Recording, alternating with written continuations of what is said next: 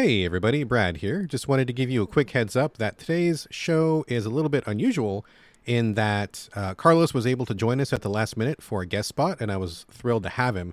Unfortunately, he was on a bit of a time crunch, and so we had to rearrange some of the script elements.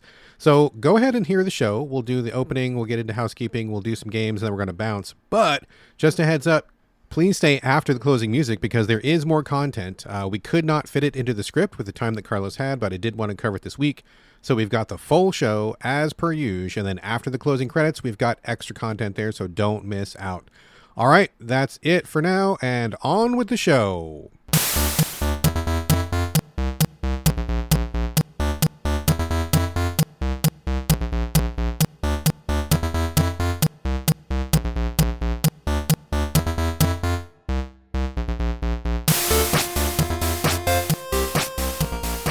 Today is May 18th, 2025, and welcome to the 438th episode of the Videogames podcast. Here on the show, I talk about any game at all, including new stuff, old stuff, and anything in between.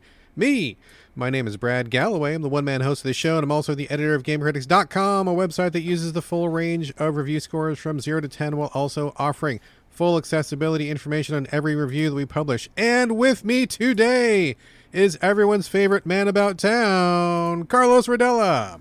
What's up? Dude, it's been a while.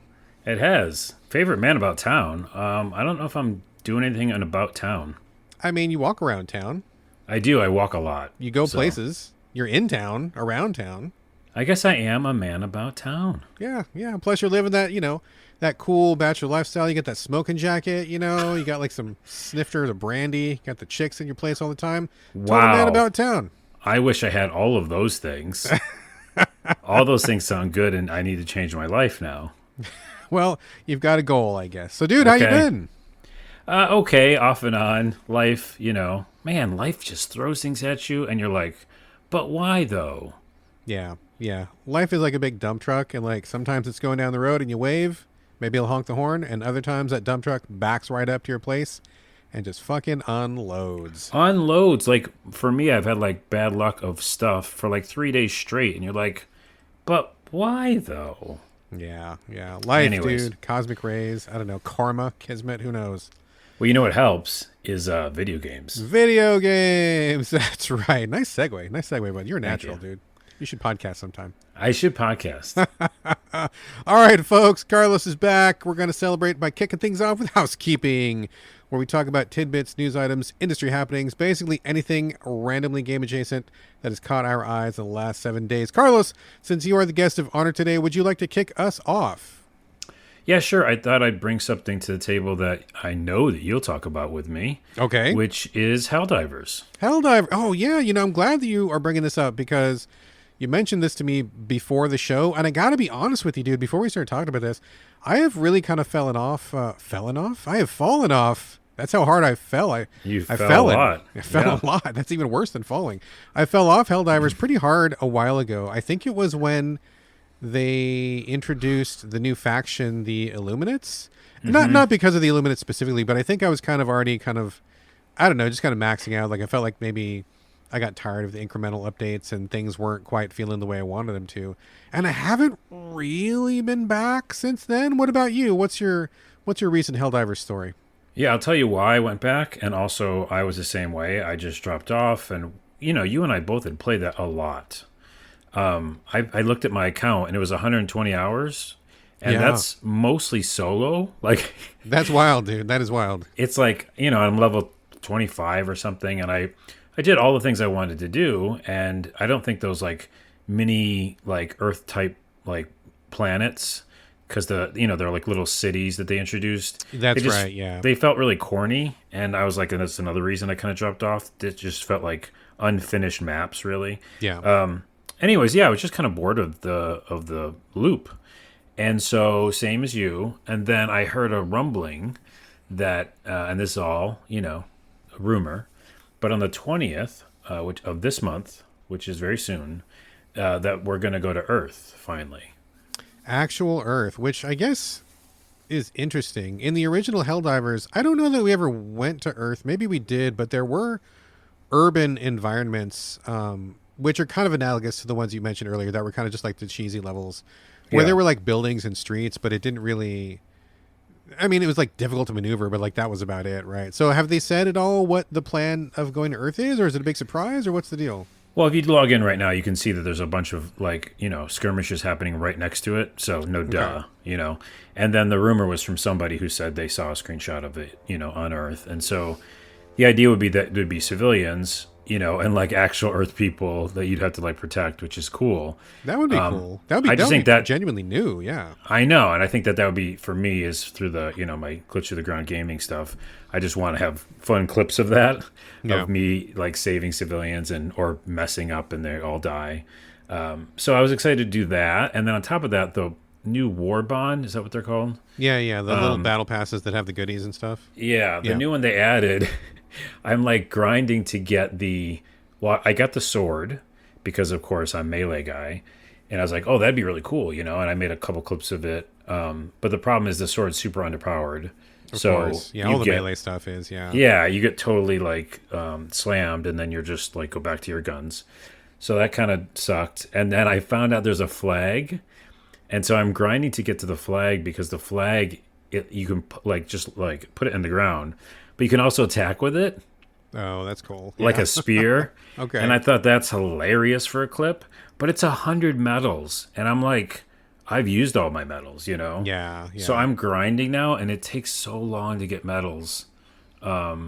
I don't know, maybe we can grind together or something to help me get there quicker. They really want you to like do like at least a little bit a day to kind of accumulate those medals. And like if you participate in like the weekly events, you'll get a big chunk of them. I mean, I wasn't really playing, but I was logging in like once a week just to get the rewards, and I would get like, 50 medals at a time or 60 medals at a time. And so that was kind of keeping me going, but not quite enough. I mean, Yeah. that sounds pretty interesting. There have been some other changes though. I just updated the game a couple days ago, just randomly because I was still getting the rewards.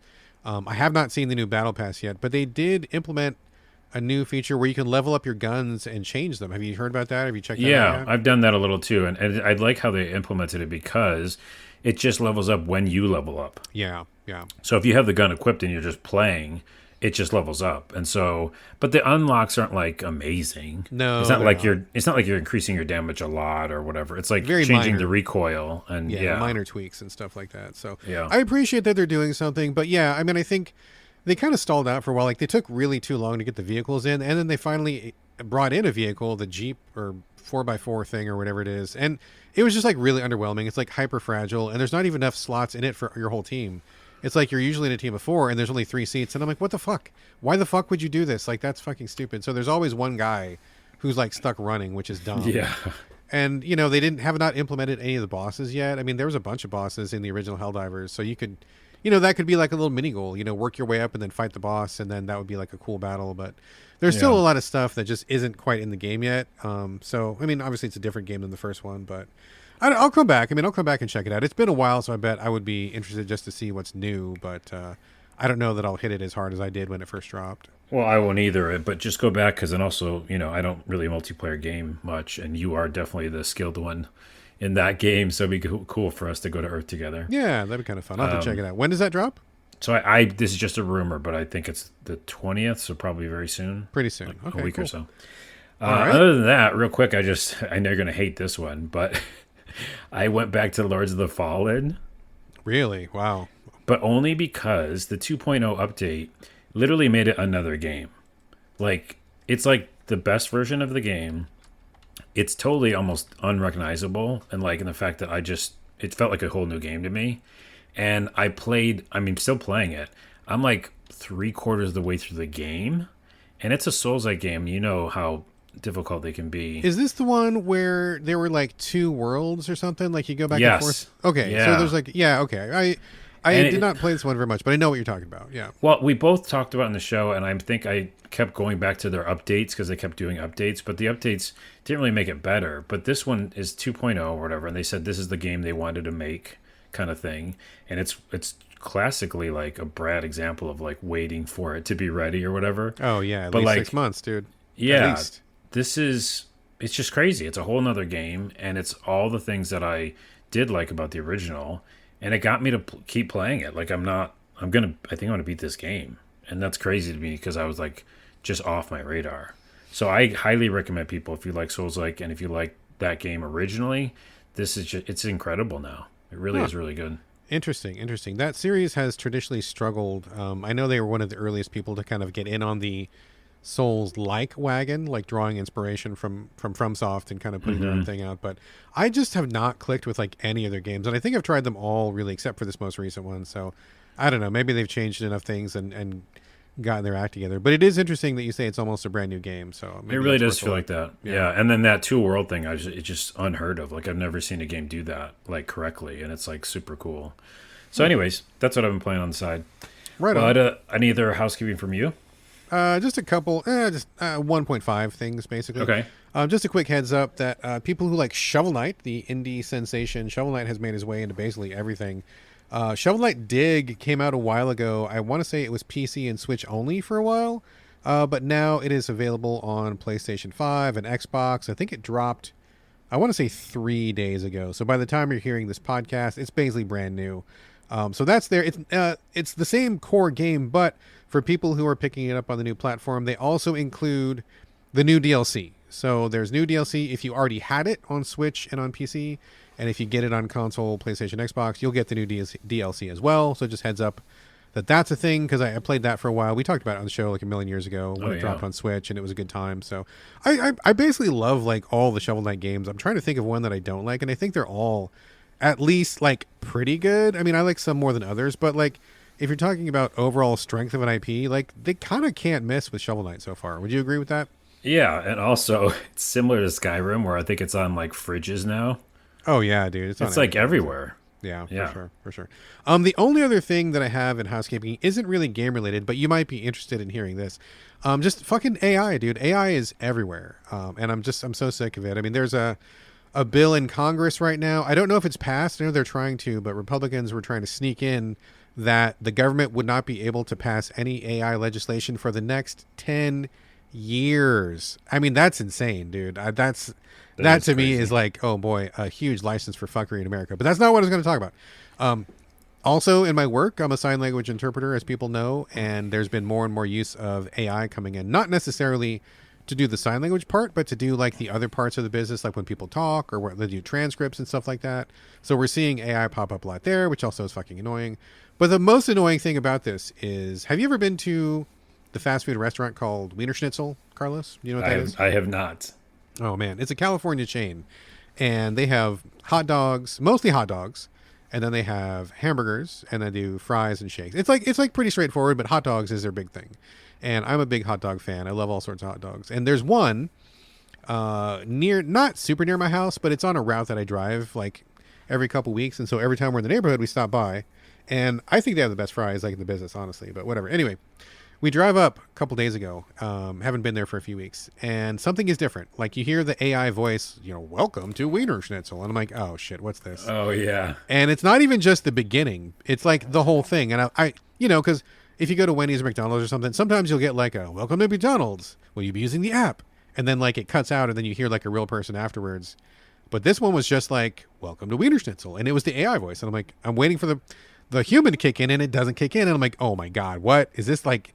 Is this all AI? And it was. And so I'm like, oh, I was already pissed. So I'm like, okay, I got to get my fucking hot dog and fries.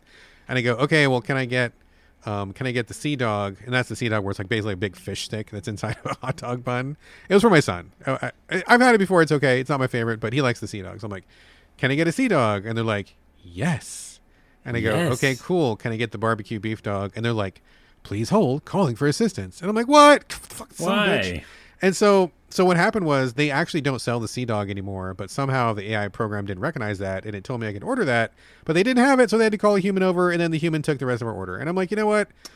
Fuck that thing. Just have a human being there. People need jobs. It went so much smoother once a human being could hear my fucking question, and we moved on. We don't need AI to do drive-thrus. Honestly, we don't. We really don't. That's comedy gold, by the way. Though you using it, I just would pay to see that. Oh, I like watching it. I have like seeing a guy get mad. That's what you would see. I like seeing you get mad. I think there's a distinction there. I don't like seeing any random person get mad. Oh, Jesus. I have a lot of things to say on that, but I won't because it's ridiculous in the way that some of it's being used, and like superfluous, because that should just be a person. Yes. Yes. For checkout stuff. Although we did find one at CES. There's a video of me like challenging the AI Oh, really? food taker machine thing. Yeah, yeah, And yeah. I have it try to do the I think you should leave sketch. Oh, yes. The one yes. where he orders like 55 burgers, 55 fries, Yeah, I've 55 seen pizzas. that one. Yeah. So I do that like to this one, and it goes, it says, hold please, calling manager. And so I literally called the manager, and the other guy was there, working it with a headset on. And he's like, Yeah. so this is the part where it would call me. That Fuck thing it, has hey. like crazy views. Jesus, AI, dude. Okay, fuck AI. Anyways, moving on. Games. Anyway, okay, moving on. All right, folks. Before we skip over to the main part of the show here, just a quick heads up that there is a Patreon supporting the show. All the costs of this podcast and some of the costs of Game Critics actually come out of my pocket. And if you love the show, I would invite you to chip in and help me keep it running. If everyone listening would chip in just $1 a month, just one, every expense would be covered and life would be great. So if you can afford it, I would appreciate it. All right, Carlos, since you're back and you're the guest, let's start off with you this week. And I see on the agenda you've got Despelote, correct? Yeah. Tell me about it. I don't really know anything about it other than it's some kind of a indie game. I believe it comes from South America, and they're doing like a soccer kind of theme to it, something like that. Yeah. You haven't heard about this? That's crazy. Yeah, It's like yeah, everywhere. I hear about a lot of things, Carlos. Well, the publisher is the same publisher who did Thank Goodness You're Here, which is one of my favorite little games. Yeah, yeah, yeah. And it's a similar style of game where it's like a slice of life story. There's like no other game like it. And after I explain what it is, I just feel like a bunch of people are going to want more of these types of games. It's basically a slice of life little first person adventure. You play as a kid in Ecuador at a very specific time, 2001, when the team was going to go to the World Cup. Okay. So everybody in town is like very excited about the game, and you like playing football, soccer, and Yeah. you like just run around and like live this world as a kid. And your height difference is apparent, and then it's all because in you're little, Spanish. right? You're little, yeah. Like, how old are you roughly in this game? I don't know if it says. I mean, I could. But you're not an adult. I Like, don't you're do research. a short kid. No, you're a kid. Yeah. Okay. And everybody's speaking in Spanish, and so that adds to the element, of like being immersed in this world. And you find a soccer ball at times, and you dribble it, and you can kick it, and you can like knock things over with it. So there's physics based like soccer stuff, but it's really about just being in this world at this time. And like the TV will be on sometimes, like at a store or just in your house, and the soccer game will be on. Like they're going to the World Cup. And so you see a match and you like could just stop and watch it for a minute. And you're like, oh my goodness, goal. Like, can you actually like watch it? Is there footage Yeah. or something? Or? Yeah, it's real footage of the real. Oh, of the fuck. Like, moment. it's actually an Yeah. actual soccer game. Okay. Yeah. That's wild. But the whole style of the game is like this grainy, like monochrome color footage. And so it looks very pixelated. And then the characters are all cartoony. So it's just a unique style that I've never seen before. But it doesn't even matter what the style is. It's like, I just want these games, this is a moment in time, and go live it. And I think that we get that sometimes in indie games, but you'll have to play it because it just really feels like, yeah, if you just want to like lose yourself, not only in like RPG-ness or leveling up, but you want to lose yourself in like a moment, especially a moment like when you were a kid, kind of going back in time. Yeah. And like the adults are all talking and you don't give a shit. And you're like, I'm going to go play soccer, or like, I'm just going to play video games. Yeah. And you can literally just run away from the conversation and they keep talking. And all the dialogue is from real people that the developers know. And like some of them, I think, is actually their parents, like recording the lines. So it's so authentic and so cool, slice of life. Everybody should play this. It's so cool. Have you finished it yet or not yet? No. I'm taking my time. I love Okay. being in this world. And it's like every night or every other night, I'll just jump in. It's very good. It's $15. I mean, that sounds So- pretty interesting already. I knew only that it was like an indie slice of life soccer thing, but I didn't know the details. I didn't know that they integrated like real life footage and stuff like that. And not to spoil anything, but I've heard that some people say if you're going to play this, not you specifically, but anybody listening, that if you do play this, you should play to the end because apparently there's like something wild that happens at the end that's really worth making it. I Too, heard so. there is too, and I'm excited for it. Okay. I didn't get spoiled. You got to fill me in because I don't know what it is either. I mean, I can take a guess, but I'll say one more thing that will get most people in. yeah. That's a minor spoiler, but it's the beginning of the game.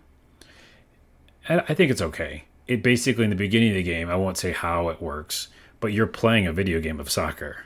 Okay, it's like a game within a game. Yeah, a game within a game, and it's the way they do it is so cool, and you're like, fuck, a bunch of people need to learn from this game because it's such a simple game, but it's a really cool game. Interesting. So a quick tangent. This all sounds super interesting, and now that you're telling me about it, that's actually got me more interested than the PR I received, because I did hear about this a pretty fair amount from the PR people pushing it, and it just, I was like, okay, cool, like whatever. But like hearing you talk about it has kind of got me excited for it. But did you ever play Welcome to Elk by any chance? Did we? I know we talked about it a long time ago, but did you remember playing that? I don't remember that. No. Okay, that was a game about a girl living in a, oh gosh, I don't know, like a Canadian island or something like that. I don't know how much of it was based on real stuff or not, but it was like, it did have some real life footage interspersed in it, and it had some real life situations, and it was a definite slice of life thing.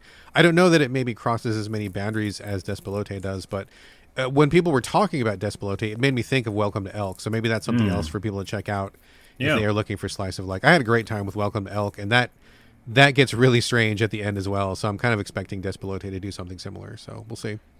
Yeah, I just definitely feel like I want more of these types of games, which is like, here's a moment in time that happened. Go be in it, you know. Right Pretty on, cool. right on. All right, cool. That sounds great. Actually, you got me kind of fired up for that one, so maybe I will check that out today. Good job, Carlos. Check Good it job. out. Check I did it my out. Job. There you go. So I can just put the microphone down and leave. Is that? Yeah, you're good. I did I'll my see you job. next time. Okay, Yeah, cool. yeah. See you next week, Thanks. guys. Bye. Okay. I'm going to be talking about Leila, Leila. This one is it's going to be short, and it's just kind of weird. So speaking of slice of life, this is, I guess, also kind of a slice of life, although I did not realize that at the beginning. This is an instance where I feel like the PR for the game did not match what the game actually was, and I think that perhaps there's been a disservice at some point here. What I knew of this game before going into it was PR was hitting me up, and the videos, you can even see these trailers on YouTube, they definitely give you like a body horror, kind of like scary, psychological kind of vibe to them. You know, and in the video, it's about, so this video is about a woman, as you can guess from the name, Leila. And from what I saw in the trailer, it looks like she's like starving herself, or she's like wasting away, or there's like darkness, and it was just like, oh geez, that looks horrible and scary. So sure, I'm up for that. Why not? And then I got the code for the game, and it is not like that, like at all. I felt like, I don't want to say like bait and switch or rug pull or anything, but like I feel like the people who made the trailer didn't really do a good job of selling what the game is about, because I feel like I might have been up for kind of a horror thing, and what I got, I am not up for. So what is it actually? Good fucking question, my friend. The game begins like almost just like it just in media res, like you just are kind of thrown into it, and it shows a woman. This is all animated, hand-drawn animation. Looks like this woman putting on. She's like, "Hi, I just got a birthday present, and it's this VR thing, and I'm going to put this on. And I told my daughter I didn't want to do it, but I'll do it because I told her I do it." And she puts it on, and then all of a sudden you're just like in this kind of puzzle thing, and I'm like, what is even going on? Like, what is happening?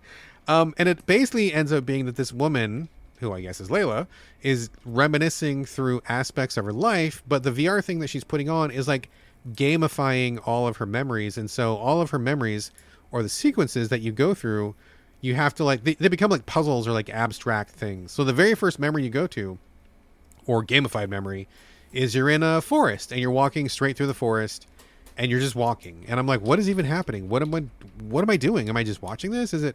I didn't quite understand what was going on. And eventually it turns out that there's a cursor, and you have to like click on things randomly sometimes, but the game explains like none of this. Like it's one of those, you're in front of a screen and you're like, I don't know what's going on. What am I here for? And you just like click around until something happens. Right. And I hate when that happens. I really don't like those.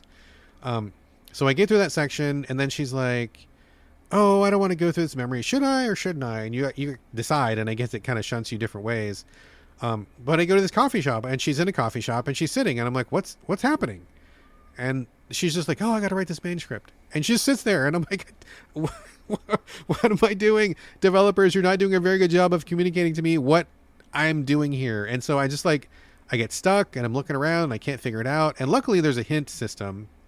Otherwise, I don't know what would have happened. Probably would have just bounced and deleted it. But they point out a shape in the coffee shop. I'm like, oh, so like you look for negative space in the coffee shop that is the shape of something that triggers a memory of hers that I don't know about. And I'm like, okay, you needed to like walk me through this one a little bit. So I figured that out. And then she's writing a story, and she's like, it's like a real time you're writing a story. You pick these elements that are shown as pictures. They craft a story. You submit it that moment, and then the publisher responds back in a second saying, this isn't what we're looking for. And I'm like, well, what am I doing? And so you have to figure out, you have to correlate that the objects in the environment translate to ideas that she had. Those symbols become pieces of your manuscript that you have to put in, mix and match. And then there's like a little bar graph you have to fill up, and they don't explain the bar graph either. And I didn't know what the point of it was. And you have to like redo it. And then I thought I had the whole thing figured out, and I submit the publisher's manuscript again, and they're like, yeah, no. And I'm like, okay, fuck it. I don't know what's going on. I'm out, dude. Yeah. And so I was just like, I just need like a little bit of help. I need you guys just walk me into this. Just help me out a little bit. And so like, it wasn't about the horror. It wasn't about body horror. I mean, maybe that comes into it later or whatever, but like what I played and what the trailer showed, like worlds apart. And I just wasn't really ready for what it was. And my head was not in the right mind space. And I was just like, oh dude, this is hitting me so wrong right now. And I just am not, I don't want to fight with the developer about trying to get into their game right now. So I bounced off it like really hard. And I feel like that's unfortunate because I did a little, I looked up like on Metacritic later on, and I'm like, oh, what are people saying? And it seems like people really like this as a slice of life memoir retrospective, but I think you got to be in the mindset for that. And you got to be like one of those people who likes those, just put a puzzle in front of me, don't tell me nothing about it. And that's not me, right? So I feel like I kind of got duped into playing this one because I don't think I would have chosen it if I'd known what it really was. You know what I mean? Yeah, we say that so many times, it's expectations, you know? Yeah. And I think a lot of times that's why I don't watch trailers. You know? Yeah. I mean, I do like going in blind sometimes and then just having expectations low. But yeah, that's tricky. Yeah, it just wasn't for me, and I bounced. But so that's my particular story about it. But, you know, I think a lot of people like it. If you like that kind of retrospective story, it's also female led, which I think has great value. If you like puzzles, this has got some puzzles here. So like, my experience will not be representative of everybody's experience. I want to be, you know, cognizant of that, but at the same time, that was like how not to get somebody into your game. And so I don't know. I didn't come back to it. I felt it was just, the whole thing was just really frustrating. So anyway. Well, there is a game called Leila from 1986 for the Famicom, and that's what I went to right when you said Leila.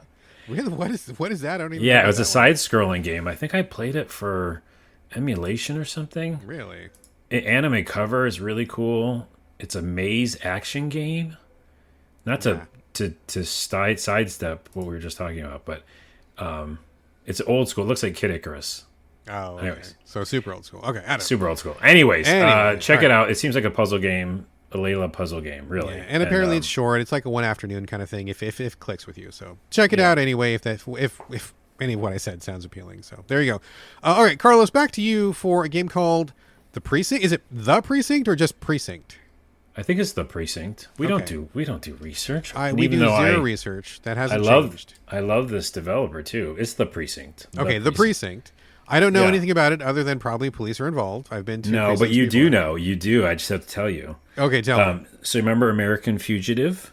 Top down, where you're driving around doing crazy stuff, right? Like old school GTA. Like the original GTA, yes. Yeah, but even better because it was 3/4 view, not just top down. Exactly, which is right, better. And that's what American Fugitive was, and it was very good. And I talked to developers, and I made some videos for their game. I was like in with them. I was like making tons of videos for their game, and I love them, and I love what they made it because it's that kind of GTA that's still old school. Yeah.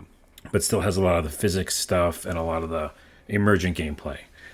So I love that game, and I was waiting for the next game, and I played the demo of this, which is The Precinct. And this is the same developers? Same developers. Okay, did not know that. Okay, cool. Yeah, so that's why you know a little bit. And so it's the same engine, it seems like, very similar. 3/4 view, top-down style, realistic emergent gameplay, real city, but now you play as a cop. And you play in the 80s. So both of those things, they hit pretty well. Like the vibe feels 80s. Okay. being a cop, you have your little station, your desk, you go do things, you can walk around and like just, there's a main story, but also when you have downtime, you can go just, give parking tickets out or do the cop stuff, like, check the speed limit of people and pull them over. All that kind of like cop stuff, I don't care for it. Like, I'm not here for that. So you just sidestep that whole thing. Yeah. I mean, you can do it and you have to in the beginning for tutorial. So I did it all, and I got the idea. But I still love the world they built, and like the chase missions, and there's still like a drug cartel and there's like things to fight against within the main campaign. So there's fun and emergent gameplay to be had. But I didn't need to have the cop stuff. Mm-hmm. And I get it really makes it flesh out the world and make you feel like a cop to give out tickets and do that kind of stuff. But yeah, that's the only part I didn't, because I loved American Fugitive because I could just cause chaos. Yeah. And this one you can cause chaos, but you're a cop, so you're not supposed to be doing that. So all of my streams have been just titled "The Worst Cop Ever" because I'm just trying to like do all the wrong decisions. Right. A good example is they wanted me to chase this truck and this van or whatever, and you're supposed to like once they you stop the car, you're supposed to apprehend them and bring them into the station, all that stuff. As soon as I smashed into the truck and it caught on fire, I just started shooting, and the guy died. And the guy's like, normal good traffic work. Stop, average traffic stop. Yeah, normal. And the guy's like, good work, buddy. And I'm like, is it though? I think I just killed that guy. And then I like put him in a body bag, like right there in the middle of the street. And I'm like, this feels wrong. Anyways, it's just funny how you can like mess with what they want you to do. Are you in your car and you're also on foot too, or are you mostly in your both. car? You're both. Okay. And you can even slide across the hood of cars. Oh, sure. That's fun. So 80s style. And the music's great. The world building's good. So all of it's like, I would say an 80 or 8, out of a 10. Uh-huh. It's like really, really good. I just don't want to do the ticket stuff. And the minute you can do the shout button, like tell people to like, hey, wait there, like a shout button. Yeah. Like every time they wanted me to do something that was like by the books, I just didn't, like I just tackled the person or like, right. I didn't shoot everybody, but like, and then one guy was just spray painting, like in the graffiti. And I was like, well, let him go. I don't care about that. He's like an artist. Let him go. You could choose like, let him go, and I was like, cool, dude. I don't care. Get out of here. So yeah, I'm the worst cop ever, but I still like the game. Well, let me ask you then. So I guess, so is a typical like play session, like if you're supposed to do what they want you to do, like you're on patrol, you look for parking tickets to give out, or maybe jaywalkers or something like that. And then you get a call saying, "Oh, there's a robbery," and you got to go do that thing, or like, how do they what do missions play out as, or what's a average play session for you if you were not doing the crazy Carlos glitch to the ground thing? If you were, it's really pretty streamlined because the first like 4 hours or something, a very long time. Every time you get back to the station, they got a new job for you. Okay, so you really got no time to do stuff, and they don't even let you in the beginning for a very long time because they go, "Hey, you can't talk to that person." Like I tried to talk to pedestrians in the tutorial. And they were like, you can't. So they kind of don't even let you. So they got you on rails at first. Yeah. Okay. It's pretty long time. So I think that in general, if I jump back on the rails, it's like super easy to just finish the 10 or 12 hour campaign. Okay. But then my goal is to just kind of, now I'm just going to beeline that so that I know that it's all done so I can just mess around in the world, Gotcha. Because it does keep kind of pinging me and going, hey, you should be doing this. By the way, the only con is I did very much dislike the helicopter mission that I did. And you're flying the helicopter? You're flying the helicopter and you're shining a spotlight down and trying to find a car. Hated it. Like just hard to control or something? Or hard. It's just hard. It didn't make sense. Like where the car was, and when I found him, I had to like chase him in a helicopter and go up and down. I didn't like it. It just felt bad. Okay. That's my only con. But everything else feels great. All the combat feels great. The shooting feels good. The physics are fun as hell. And I really just love being in that world. It's another one of those things where I just, every night I can be like, oh, I'm going to go fuck around. And I love the worlds they build, So. I mean, this sounds like a winner. I wish that, Gosh, it's weird. I wish PR had been a little bit different for this. I think this is the episode where I'm just like, PR is should not have doing been its different. job this week. Yeah. Because if I had known this was from the American Fugitive people, that would have gotten a couple more points on my radar, and I would have Oh, looked yeah. into it further. It looked just like a pretty generic thing, but knowing what American Fugitive was like, I'm like, okay, well that gets me more interested. And I just did not have didn't have a good idea in my head about what this game was about, or But hearing you talk about it, I'm like, okay, yeah, I could kind of go for that. Those are pretty fun games, and lately these days I've been so busy with like life and work. Like when I want to sit down, I just want something pretty straightforward and actiony. Just so I can, I don't have to remember a whole lot. I can just jump in and just do the action and kind of just keeps you That's busy for a little exactly while. it. Yeah, Yep. just like mental relief, Yeah, I just gave you two that you can do that with. Yeah, Because Despelote and this are like, that is what it is for me. Like in the nighttime, I'm like, okay, I'll just do a couple of missions, or I'll mess around in town, or I'll go be a little kid in Ecuador. Yeah. Either of those things is better than real life right now, to be perfectly Kind honest of, with it you. can be. Yeah. So, all right, So cool. there you go. But seriously, check it out. Like I know I said 8, but like it's really really good. It's best in class for what it does. Like nobody's doing that kind of world. We haven't gotten one of these in quite a while. I'm trying to think of, maybe the indie space or something, but I'm trying to think the last time we got like a 3/4 fuck around game like this, and I'm not really coming up with anything. So Yeah, I know. all right, cool. I'm gonna add that to my list. Here we go. Okay. A little bit of left turn here. I'm going to talk about a game called Preserve. This is a nature-focused ecological kind of puzzle game. There's been a number of these in recent years, and I got to be honest, like none of them have really connected with me until this one. I think this one is actually quite good, and I think this is probably the best of this type of game that I've played recently. So you have playing this on PlayStation. That's right. You have a hex-based piece of land that you're looking at. It's all very abstract. Like it's not supposed to be a simulation in any way. Like this is like a puzzle game for sure. Catan.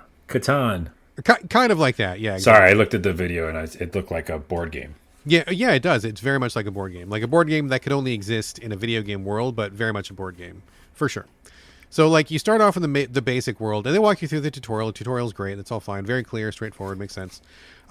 So you have a chunk of land that's all broken up into hexes, and in the beginning world, you have your lowlands. You have the, I don't know, middle lands, Middle Earth. I don't know.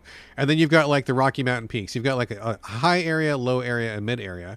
And so when you get your pieces of land, you can put them together how you wish, and then you have to first water the land. The land is no good if you don't water it first. It's too desolate, right? So you've got some water cards. You sprinkle some water on there, and then you can have animals and plants. And so the whole thing of this is you want to nurture the land, like water it, put some plants down. You've got like grasses, you've got trees, you've got, like all sorts of different, like different environments, like a plains environment, like a woods environment, that kind of stuff. And then you've got animals that'll match those environments. So like, you'll get like, for example, a wild boar. Wild boar can live in the forest, or he can live in the grasslands. Then you get like a turtle. Turtle can be like in the swamp, or he can be in the grasslands, but he can't go in the forest or whatever. And so ultimately the trick to this is you want to maximize your environments so that they are large enough to support a diversity of life. And then you want to fill those environments with diverse enough life, and you get a bunch of points. And if you get enough points by successfully creating this like quote unquote healthy biosphere, then you get more land to make your existing land bigger, and you get more animals, and you get more plants. And it just goes bigger and bigger and bigger until you eventually just like, get the max size and max land, and you want to have a bunch of points. So like every time you put down a drop of water on a piece of land, you get like a point. And if you plant some grass, you get a point for that. And if you put down some bees who harvest the pollen from the grass, you get a point for that. And so the game like will kind of like have these little multipliers, oh, 3 bees in a field, triple multiplier, or 3 wolves in a forest, triple multiplier. And so you're kind of like going through looking at the terrain. You want to have like your highland together, the midland together, the lowland together, and kind of like, you're kind of just like maximizing your map and trying to think about how many optimal environments can I place in this area and get the largest amount of score possible. So I think it's pretty straightforward, but I think it works really well. I like the way that it's presented. I think the concept, once you understand how the scoring works, is really good. I think it's very cute looking and good and excellent. I like it a lot. So the beginning level was quite good. I will say I did have a few issues with control, just in the sense that sometimes stuff was like blocked by some of the cards on screen. Like I think the UI isn't quite exactly the way it needs to go. After playing a couple rounds, I'm like, okay, I know what a rain card is. I know what a a board card is. I don't need them to be so big. I wish you could size down the UI just a little bit so I could see more of the map itself. Controlling the map is a little bit clunky. It's like hold R2 to like zoom this way, but hold R or L2 to do this other kind of zoom or whatever. It's not bad. It's just like a little bit clunky. I think they could probably fix that with a patch or two just to make it a little bit more intuitive. So that's not a big deal. I will say though, I went to the second map, and the second map is underwater, and I think it's a cool idea to do ocean, but the visibility in that map was kind of tough because you're looking at stuff that's underwater. So there's always like water over everything, and you're kind of looking at elevations of like the deep, deep ocean, the middle deep ocean, and then like the shore, but there's water on top of all of it. So it kind of obscures it a little bit. Like it's not terrible, but it's not as easy to parse visually as it is with the first level where you're just like doing the grasslands and stuff. So I don't quite feel 100% on board with like the water area. So I may not spend as much time in that one, but there's another couple biomes too. I think there's 4 total. You got your mountains and grass, you've got your, whatever that is. I think there's I want to say there's an urban land. I could be wrong on that one, but the last one is like dinosaurs, and I'm excited to get to the dinosaurs. Oh, nice. You got your prehistoric animals stomping around and stuff. So I think that's pretty cool. But overall, even though there's a couple minor UI issues and presentation issues, I think that core concept of the game is really fun. I think once you get what's going on and know how to play the game, I think it's really fun. Straightforward, but it looks great. It's just well put together.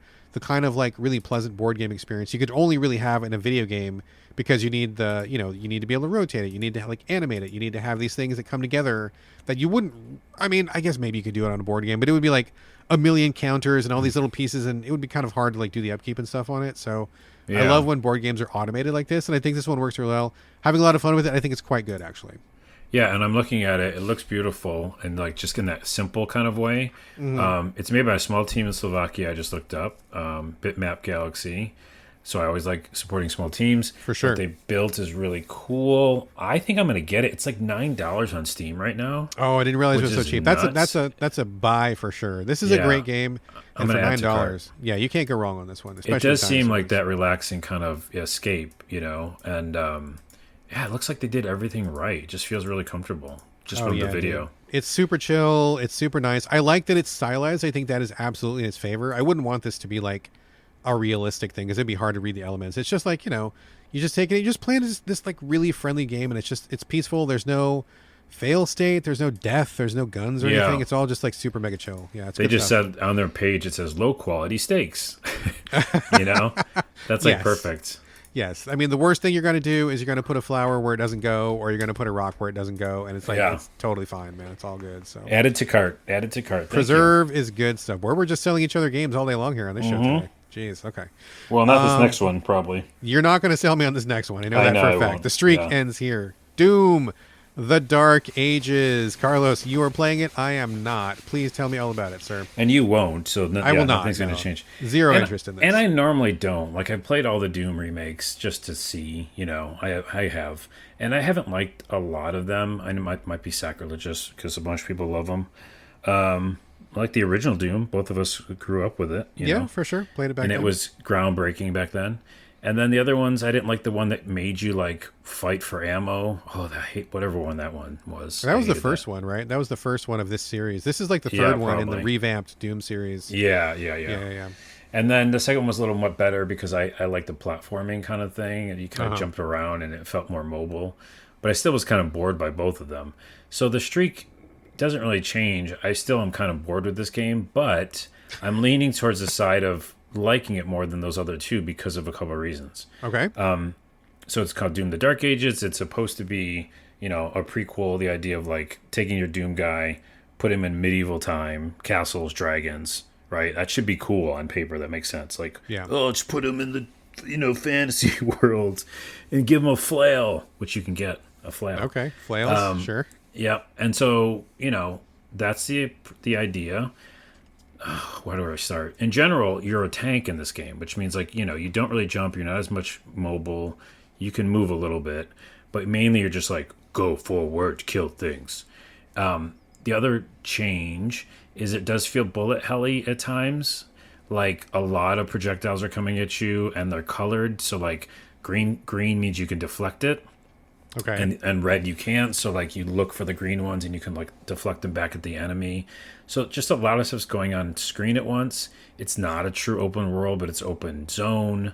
But in those open zones, there's just so much going on, like mini bosses, grunts, and you're just like fighting everything and just taking damage because you're a tank. So this is like a tank game. Run around, destroy things. One of the bigger changes is the shield. So you have the shield that's not just to deflect stuff or block stuff, but it's mainly to like attack. So you throw it like Thor, and it comes back to you. Yeah, okay, all right. And then it does other things, like it sticks in the wall, and you can like use it as a grappling hook, and you can actually like aim at people and go right to them, kind of like what's it called, like a bionic arm thing. Oh, like a grappling hook or something. Yeah. So, and that's pretty fun. And one minor thing real quick, if you take out some of the major bosses, it opens the door that you need to get through. Like a lot of this is like blocked off, until you beat certain monsters. Like, so sometimes you don't even have to fight the monsters. Like I don't fight like little monsters anymore. Because is this kind of like an open world sort of thing, or like open area? Open zone, yeah. Open zone, it's like, okay. If I take out the big guy or 2 or 3 big guys, then I can keep going. So I just do that now. I'm beelining this game where I'm like, I'll just fight the big monsters and then bye and just leave. Gotcha. Just skip past all the minor encounters. Yeah, and I'm not even looking for secrets anymore. Like I've done this a million times. We're old people. Like we played this game. So, but I think the dynamics are. It's growing on me because each stage you get a new weapon, and me, I'm just melee guy. So I have like 2 really good melee weapons, and I can kind of use them mostly. Like I was going to try to just do a straight melee run. It's almost impossible because you just accidentally shoot your gun all the time. But gotcha. The gun I just picked up is just a chain that goes swinging out. Like it's like a chain weapon. And then my shield is a melee weapon considered, and I throw that. And then my actual like right click stick, to do melee, is a flail now. So I am truly all melee, but one of the guns looks like it's like shooting something out at the enemy. Does it like pull something back to you, or it just hits something? No, it just hits them. Okay. Yeah, and you can charge it up. So I'm doing melee now, and I'm in chapter 6, and there's like 12, 15 chapters. So I'm just going to try to finish the game melee. So that's the reason I'm playing it, by the way, to bury the lead. Got you. Why did I go back to this damn game? You did bury the lead quite deep on this one. That was like my full preview review's done. Here's the lead. I'm just playing it so I can play melee. And to show people that you can do that. I like beating I the know devs you like at their own game. You pick your own angle and kind of like attack things on your own terms, for sure. Yeah, so now I'm just playing melee because I have all the tools I need to do that. And it's pretty fun. Like, I'm throwing 7s around, It's, like, fun. But the con, I'll say, is this. And you would lose your mind. I mean, I'm already out, so whatever you say isn't going to phase me regardless. It's going to make you more out. Oh, even more out. Yeah. Okay. They keep introducing new mechanics, and I'm just skipping those menus. They're like, and now if you hit L1 with this new weapon, and then do L2, and then charge, I'm like, no, I'm not doing any of that. The next level, another thing. The next level, you're on a dragon, which should be cool. You're like on a dragon, Yeah, I've seen it in the trailers. Not cool. Boring, uncomfortable. Has 3 new mechanics. Don't like it. Oh, okay. Then you're on, what's the other one? Have you been to the mech suit yet? Have you done that yet? No, I'm not in the mech suit. But there's another thing that you got a new mechanic, and I was like, oh, I don't want to do this either. Like, I just hated all the new things they kept introducing. I just wanted to hit things with, like, a sword or something. Yeah. Anyways, I think it's more fun, even with all that kind of negative talk. I think it's more fun than the first 2 games, the first 2 remakes. I really do, because if I do a level and I'm just, like, mainlining it, it's mindless fun. And I'm like, ooh, this is kind of fun. I'm having fun. I'm having fun. Are you trying to convince yourself of that? I am. And then I do at the end of the level. I go, that was fun. All right. And then now there's an added level of me trying to beat it with melee. So that's kind of cool. So you're making your own fun with it. I'm making my own fun, and it is kind of fun. There's the tagline. I'm out. I'm not a Doom fan, really, even though I have played several games in the franchise. Old school Doom back in the day, I think everybody in the world who was playing video games at that time had played Doom. I thought Doom 3 was actually okay, the one where it's like dark and you had the flashlight and stuff. Oh, I played yeah, I through remember that. that. Yep. I played through that in the DLC, and I thought that was like okay. But I'm not a fan of this new Doom thing, and I'm not really like a Doom fan anyway. But the thing that really kind of vaguely piqued my interest was there's a mech suit coming up in this game, and I don't know if that's a spoiler or not. I mean, I don't think it is. 'Cause Whatever. I've heard plenty of people talking about it. But they were like, oh yeah, there's a mech suit, and the thing that makes it cool is that one of the guys who worked on Pacific Rim, I think one of the special effects coordinators or fight coordinators for that movie, which is one of my favorite movies of all time, apparently had something to do with like the mech design and how it works and stuff. So it was just, that's cool. just that one very hyper specific angle of, okay, I might watch a YouTube of the mech suit fight just to see how they handle that. But other than that, I'm glad you're finding the fun, but I am not interested in this one at all. I'm just gonna do it for like one video for my Twitch or my TikTok, and it's gonna be me beating the game with like the flail. You know, like that'd be great if like the last hit of the last boss was me with my flail. I mean, that would be cool. That'd be pretty cool, right? So I'm doing it for that. And also, I'll say this last thing. It is like a super. Recently, I got I saw they were doing Pac-Man at Krispy Kreme, like Pac-Man donuts at Krispy Kreme. Oh, I didn't see that. Okay. Yeah, so I went over to get a Krispy Kreme, and I haven't done that for a while. And those are gross, but go ahead. yeah, right. So the minute I bit into it, I was like, oh yeah, way too sugary. That's why I don't buy these anymore. They're Right. disgusting. Yes. So that's what this game is like a lot of times. It's like, oh, it's everything. You know, it just keeps adding more stuff. Too much. Like, and then this, and then you're on a dragon, and then you go into the dragon, into the spaceship, and then get off the dragon, and then kill the demon thing. I'm like, ugh, I get it, you know? So that's my thing. All right. Well, speaking of Pac-Man, just a quick tangent here. The Pac-Man thing. I don't know if we talked about this, but did you see that there is a Metroidvania Pac-Man remake coming from Namco, which basically radically reinvents the entire franchise? Oh, into, I like, did see this. dark sci-fi. Did you see? So there's a video that I didn't realize, but this new game is based on, or maybe the video is based on the game based on the video. Who knows? But it was on Secret Level, the Amazon series of shorts. Yeah, did you see that video? I didn't yet. Oh, dude, you got to go watch. Just watch that one. I mean, there's a couple good ones in that series. They're not all great, but that one, the Pac-Man one, fucking blew me away, dude. I'm like, oh my god, this is like fucking amazing and so weird and different. It's only like 9 minutes long or something like that. So like, check it out on Amazon. But like, you want to talk about dark and new mechanics and Pac-Man and stuff. I know there's nothing to do with Doom, but since you mentioned Pac-Man, I thought it was worth bringing up. I'm very, very excited for that new Pac-Man remake, dude. I'm like, I am inappropriately excited, I think. I think it's gonna be fun. Well, all right, fair enough. Carlos, I think it's gonna be okay. Right. Yeah. All right. Last game of the show here is a very unusual one. It's called Kiborg, Kiborg. Have you heard of this one? I have, and actually, I saw you playing it. You did. You saw we're me friends on the console, and we don't really check in much on that. But I did see it was like Brad is playing Kiborg, and I'm like, I was gonna play that. Oh, dude. Okay. So, it's multiplayer, right? No, I don't think so. There's no multiplayer on it. It's just a one player. Oh no, this is the roguelike game. Yes. Yes. Which I also was thinking about buying. Yes, I know that. Yes. Go ahead. So Kiborg comes from a developer. Would you mind looking up who the developer is? I forgot. I meant to look it up, but I forgot. But I have played a couple of the games. They did Redeemer, which I didn't play, but I bought.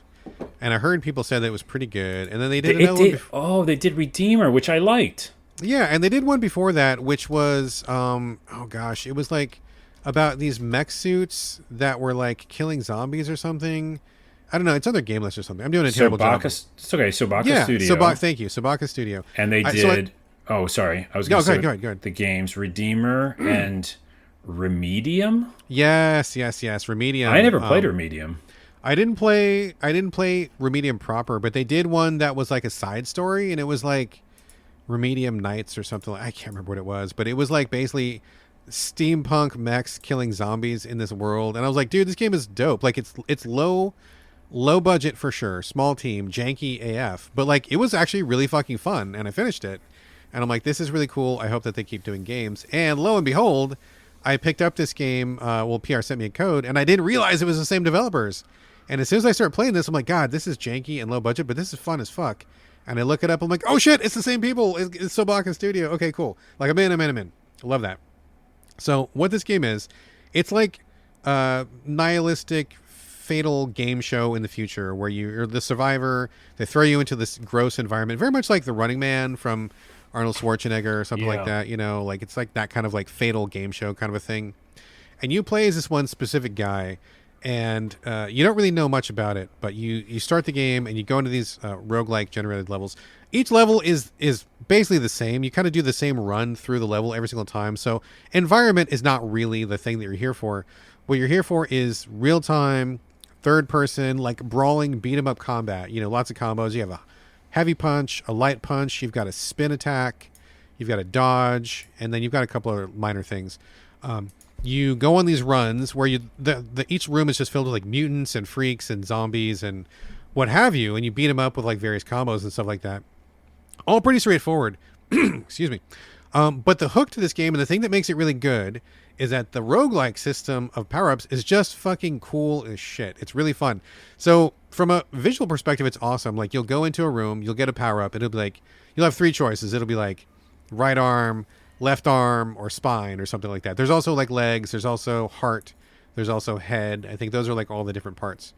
And so like there's all these different suits in the game. So like one suit is all about defense, and you can have like the left arm of that suit will give you like a plus whatever defense and it'll put up a shield. Or you can do like the head of the electric suit and it generates like static electricity that'll like chain lightning through your guys. Or you can do the right arm of the guardian suit and it makes bombs whenever you punch a guy or something like that. So you can, not only does your body like transform, like it looks like the suit that you change, so you can have this really patchwork mixed up body, which I think actually looks pretty cool. You can have like a weird metal chest and a fleshy arm, and your head is like normal human head. You got these backwards feet and all this. Like you look like a fucked up dude, but it's cool, like in a good way. And each limb does something different. So like every time you're going through the game, you've always got like these new parameters of like what you're doing. Like in one game, I had like one of the suits where you do where every time you kill a guy, it creates bombs. And so like I would have to like run in and like I want to kill guys like as soon as possible. I'd look for like the smallest like little peewee guy, punch him out, and then bombs would come out of his body and they would attach to the bigger guys that I was like running away from, right? So that was like my big thing for one run. And in another run, I got like the electric suit, and so it was like every time I shot a gun, the bullet exploded in like this electric shot, and then I got this thing that chain lightning that thing out, and so like I became like really gun focused in that run. And so like you look different, and then you also every single time you're doing something, it feels very different. Like your strategies, even though the core of it is like beat 'em up, like punching and combos, you're always doing something slightly different. Like sometimes one of your particular combos will get like a new move. Like if you've got like this one right arm or something, if you end a combo with a heavy punch, he does like 3 extra like lightning punches at the end of it. And so you might not have been using that combo beforehand, but then once you got this arm, you're like, oh, I really want to lean into this combo now because it's like way stronger. Interesting. I had no idea, by the way, that was a mechanic. From going back to the PR thing, like I feel like I just got the vibe of like it's a beat 'em up and that's it. Yeah. But all the things you're telling me is more interesting too, though. Oh, dude.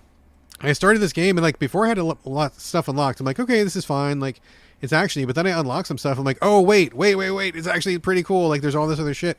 Every run feels like super different. And I'm always like in my head, I'm constantly thinking about, okay, new mechanic this run. What am I going to do? Like this time I'm getting close. Next run, oh, I got to stay far away. I got to shoot this guy from far away. Don't get close. Sometimes there's this other suit that lets you create friends. And so you'll have like 3 other buddies in the room that'll be like your minions, and they'll be taking all the aggro for you. Totally changes your strategy. You're taking them out from a distance. This other in another one, you have like a shield, and so you want to get hit because it's building up like reflective energy and stuff. And so like rather than avoiding the hits, you're like wading into the hits. And so like every time you do something different, like it totally changes the way you feel. And so it takes this very straightforward, simple game and makes it like these moment-to-moment decisions based on your build. It feels like a different run every time, which I think is like super, super interesting. I really like it a lot. I think that part is really good. I love that they lean into the aesthetics of it too, because just seeing your arms and body and head and stuff change is really great. And the thing that really sells the whole experience is that there is an upgrade tree. It's huge, like it's massive upgrade tree. It's so big that you can like zoom in and zoom out of it because there's so many branches to it.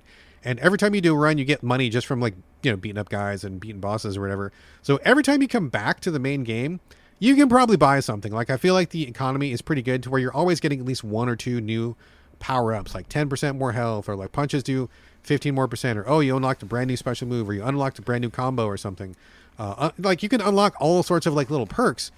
And I definitely noticed a difference, right? Like I wasn't getting very far in the beginning. And after playing for like 1 or 2 days, I've unlocked like, you know, a bunch of stuff. I'm like, okay, I am consistently making it like much further. Bosses that felt impossible to me, I am now regularly beating with no problem. You know, I mean, you still have to be pretty good, but like, you know, you feel like even though it's tough, you've got a chance. Like you can still kind of like see what you can do.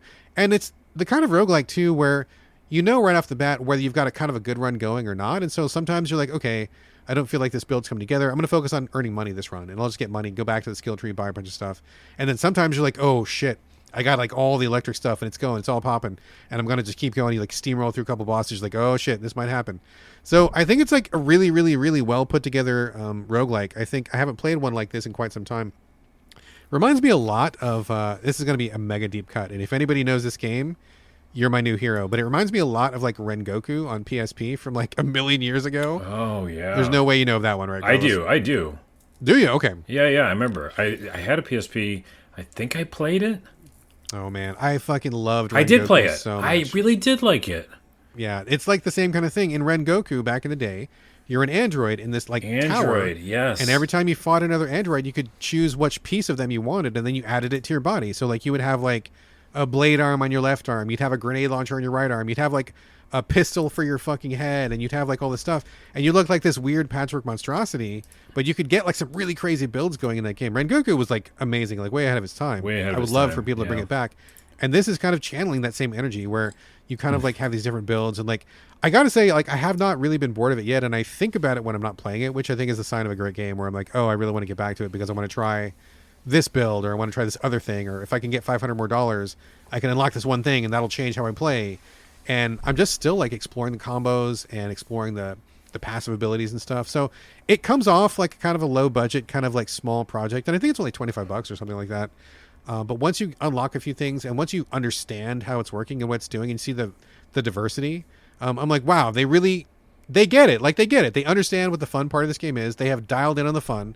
Mm-hmm. And even though it's not pushing the most pixels, it's not the deepest thing around, what they're doing absolutely fucking works. And it is fun as fuck, dude. I think this game is so good. Cool. Yeah, I will check it out. And also, my only thing is like if there's not enough persistence, to keep me going. But this sounds like it does, because it sounds like every single time you're doing something.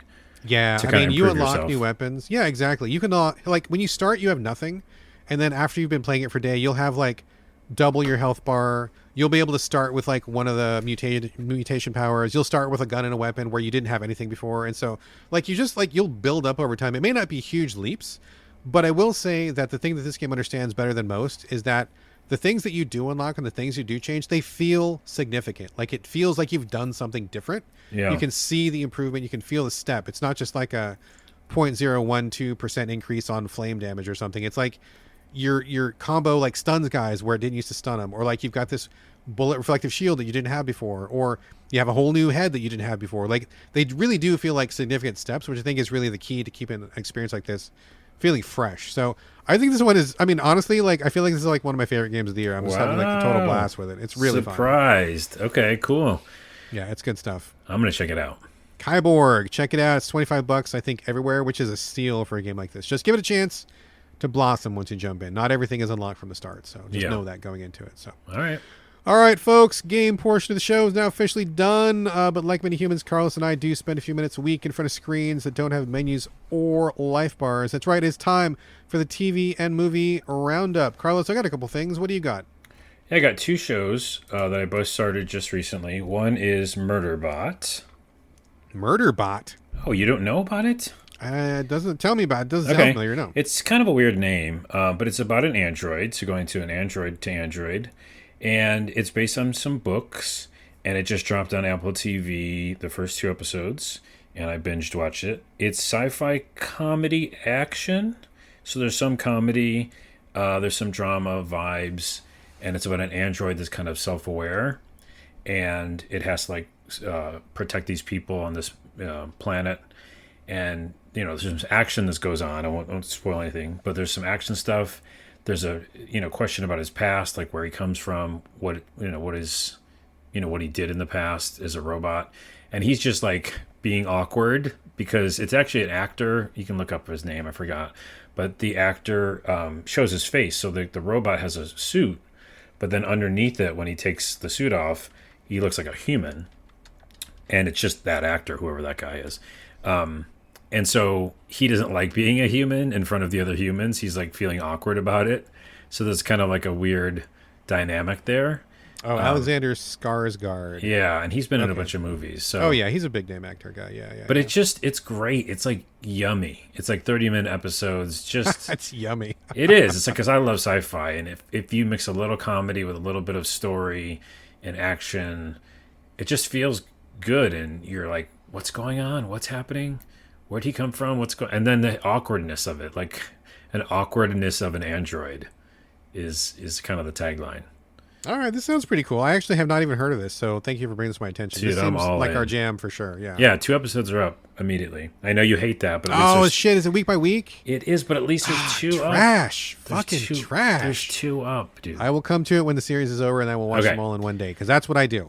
And then the other one I just started last night, which is controversial, I guess. Uh-oh. It's Bet, which is on Netflix. BET. Yeah, and it's based on manga anime called Kakaguri. Oh my goodness. Uh-oh. Carlos in Kakaguri. trouble, folks. I know, I'm canceled. Kakaguri. Nope. Kakaguri. Nope. Can't do it. My buddy watches or reads it, so like he knows it. So he's gonna, if he listens to this episode. Oh, but sorry. it's a live action. It's not an anime. So it's a live action of the manga. I don't think the manga was ever made into an anime, if I'm correct. So this is the first time it's like being like visually represented in a video kind of thing. And what they did is, it's about like kind of a weird, classic school that's kind of got dark undertones and funny mean, don't they all? characters. Yeah. They all do, yeah. But in anime and manga, they're always like, Sure. something nefarious is going on. And like, it's a class system. So it's like, you play these games, and if you lose, you like become someone's like slave or something. It's like pretty intense, but it's not like, it's still kind of schoolish. It's not like Sure. over the top intense. I mean, that should happen in regular school, so like you're not telling me anything I don't know here. So Right. It's kind of like just bullies versus, but, it's taken to the extreme, and it's this whole like little, student council, and it's like kind of interesting. But the point is why it's controversial is because the Netflix series took like huge liberties about like casting and changing characters and changing like the story a bit to make it fit like a vibe of a Netflix show. Sure. I mean, that happens with every adapted show, I mean, I think people just have to expect that, It doesn't, yeah, it does to lesser extent with some, right? And I think that the controversy is that they took pretty big liberties with this one.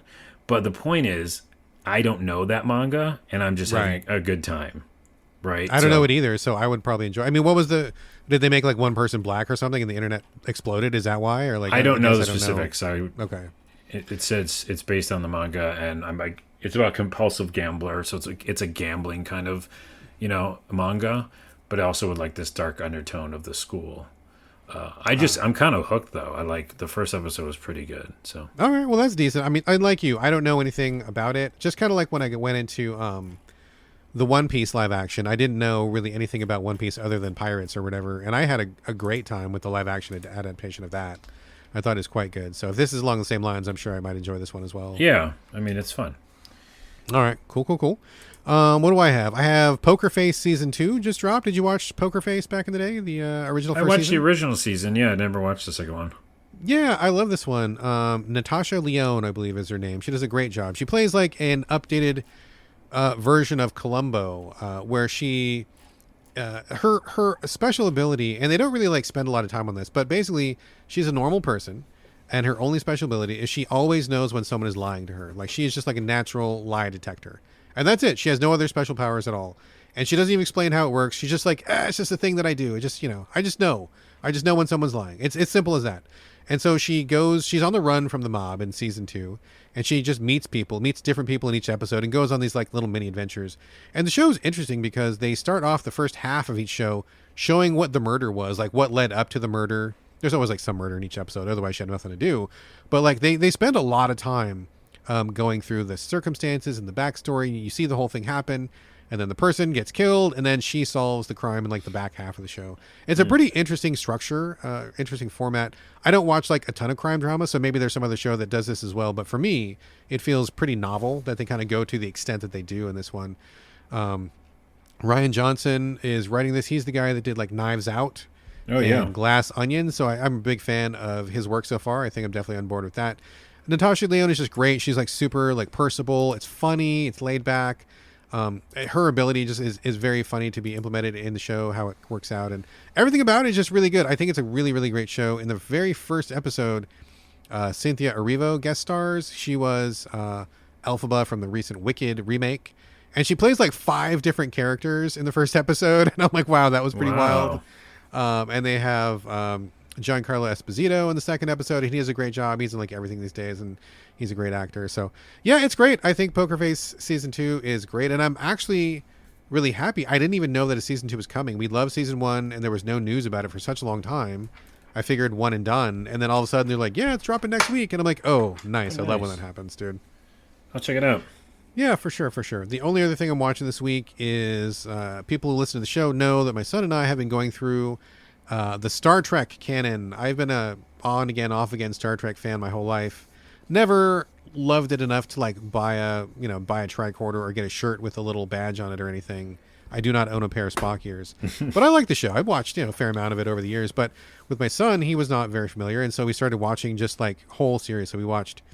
What did we start? We started with Next Generation, watched all of that. We went to Deep Space Nine, watched all of that. We just finished Voyager a little while ago, and now having those 3 under our belts, I'm like, we should probably watch the OG since you haven't watched it yet.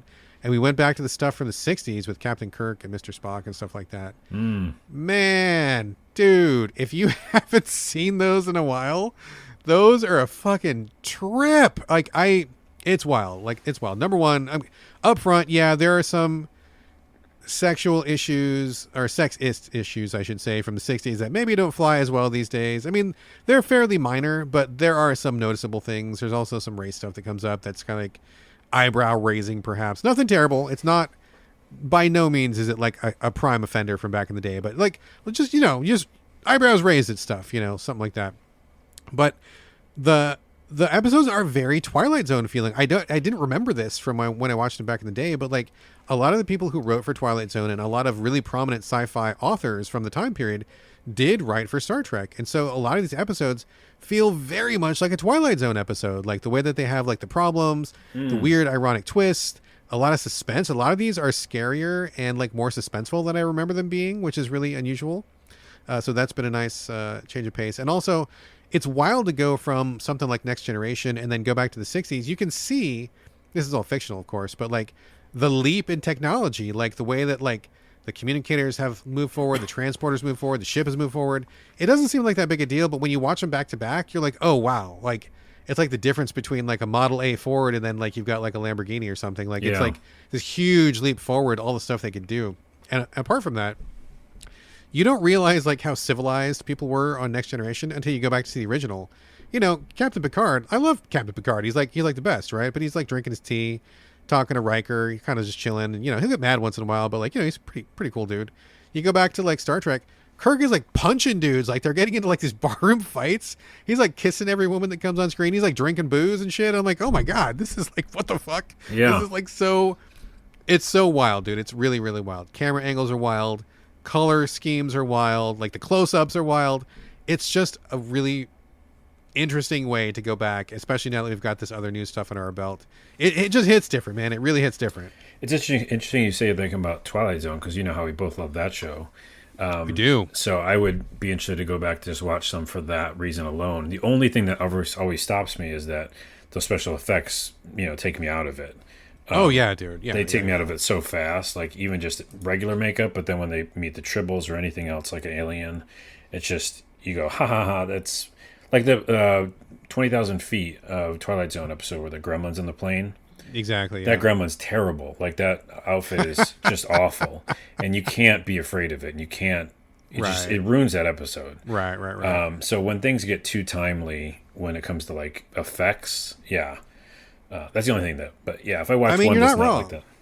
You're not wrong, dude. Like the special effects are a huge step backwards, right? But I guess if you're invested, we're invested. We just watched like 3 whole series, so we're gonna watch one more. Yeah. What's one more? But yeah, but it has been interesting though. Some of the plot lines have been actually quite good. We watched one that was a trip. I didn't realize, but for people who don't know, the very first episode of Star Trek was kind of like the pilot episode. Almost an entirely different cast, different captain. Like everything about it was like weird and different, and they totally fixed a lot of stuff between episode 1 and 2. but they took episode 1's footage, recut it into like, I think it's like episode 7 or something, and they retold the whole story and then put like this giant psychological twist on it, and it was just like, wow, it was like really mind-blowing in a very Twilight Zone sort of way. So it was very cool.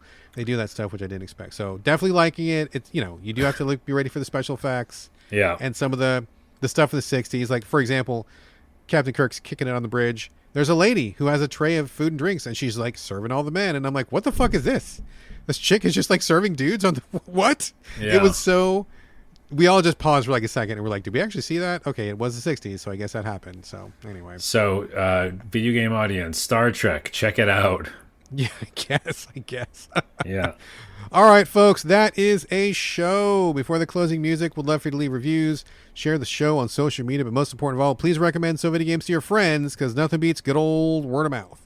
And as always, we want to get your questions and comments. You can hit me up at sovideogamespodcast@gmail.com. You can also hit me on social media on Blue Sky or Instagram. It's my name, BradGallaway, all A's, no O's. Carlos, where can people find you on the social medias these days? Glitch to the Ground on YouTube and TikTok. Excellent. You can also hit me and Carlos up in the So Video Games Discord. Totally free of charge. Just drop me a line and I will get you on board to continue the conversation. And finally, once again, if you do want to help support this show with the cost of running the podcast, you can do that over at patreon.com/the So Video Games Podcast. Every single dollar helps, and €1 helps that much more. All right, folks, that's going to do it for episode 438. Thank you again for joining me here on the So Video Games Podcast, and I'll see you next week. And I won't, but, you know, later.